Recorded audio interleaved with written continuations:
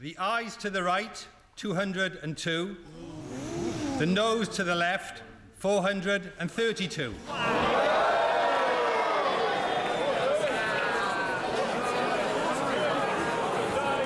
The ayes to the right, 202. The noes, order! The ayes to the right, 202. The noes to the left, 432. So the noes have it. The noes have it. Unlock. On a point of order. The Prime Minister. Thank you, Mr. Speaker. Mr. Speaker, the House has spoken and the Government will listen. It is clear that the House does not support this deal, but tonight's vote tells us nothing about what it does support. Nothing about how or even if it intends to honour the decision the British people took in a referendum Parliament decided to hold.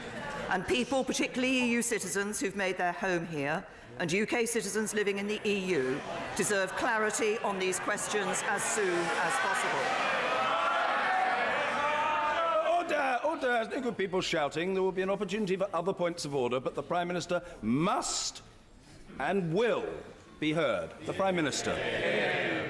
Those whose jobs rely on our trade with the EU need that clarity. So, with your permission, Mr. Speaker, I'd like to set out briefly how the Government intends to proceed.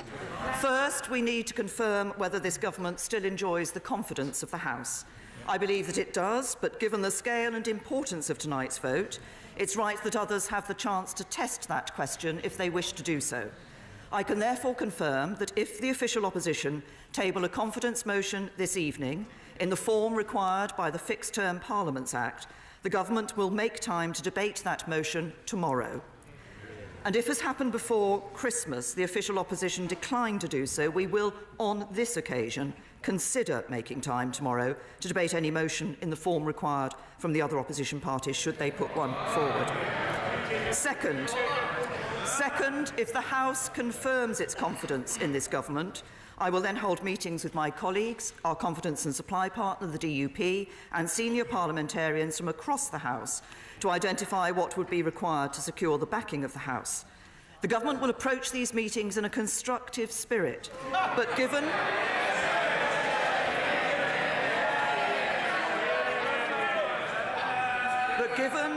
the urgent need to make progress, we must focus on ideas that are genuinely negotiable and have sufficient support in this House. Third, if these meetings yield such ideas, the Government will then explore them with the European Union. Mr. Speaker, I want to end by offering two reassurances. The first is to those who fear that the Government's strategy is to run down the clock to the 29th of March. That is not our strategy.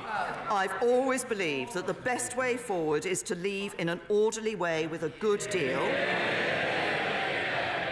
and have devoted much of the last 2 years negotiating such a deal. As you confirmed, Mr. Speaker, the amendment to the business motion tabled last week by my right honourable and learned friend, the member for Beaconsfield, is not legally binding, but the Government respects the will of the House. We will therefore make a statement about the way forward and table an amendable motion by Monday. The second reassurance is to the British people who voted to leave the European Union in the referendum 2.5 years ago. I became Prime Minister immediately after that referendum. I believe it's my duty to deliver on their instruction, and I intend to do so. Every day that passes without this issue being resolved means more uncertainty, more bitterness and more rancour.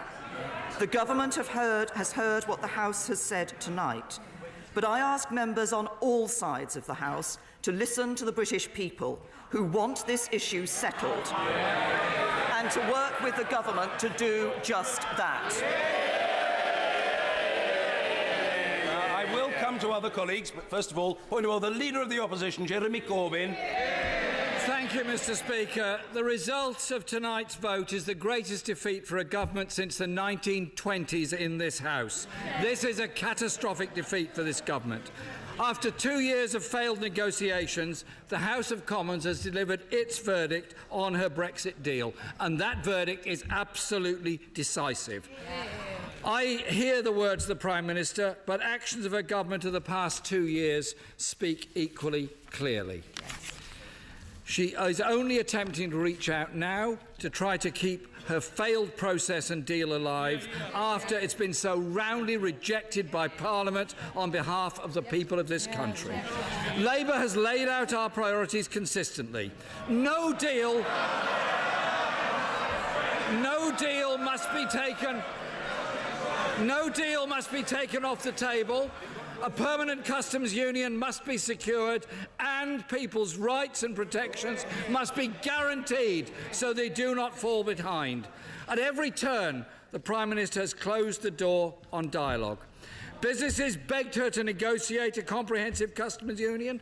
Trade union leaders pressed her for the same thing. They were ignored. In the last 2 years, she's only had one priority: the Conservative Party. Her governing principle of delay and denial has reached the end of the line. She cannot seriously believe that after 2 years of failure, she is capable of negotiating a good deal for the people of this country. The most important issue facing us is that the government has lost the confidence of this House and this country. I therefore, Mr. Speaker, inform you I have now tabled a motion of no confidence in this government. And I'm pleased that motion will be debated tomorrow, so this House can give its verdict on the sheer incompetence of this government and pass that motion of no confidence in the government. First of all, just come to the leader. I will come to the right honourable gentleman, of course, but a point of order, the Leader of the House.